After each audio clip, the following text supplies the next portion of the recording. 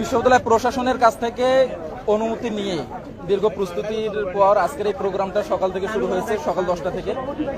সকাল থেকে সুন্দরভাবে চলছিল। সন্ধ্যার সময় এসে ছাত্রদলের টোকাই তারা প্রদর্শনীর অনেকগুলো ছবির মধ্যে তারা একটা ছবি নিয়ে আপত্তি জানায়। তো আপত্তি জানার পর তারা শান্ত প্রসিডিউরে না গিয়ে সরাসরি এসে চেয়ার ভাঙচুর করে। এখানে এসে আমাদের কিছু ভাইদেরকে তাৎক্ষণিকভাবে তারা আহত করে এবং পরবর্তীতে প্রক্টর আসার পর প্রক্টর এসে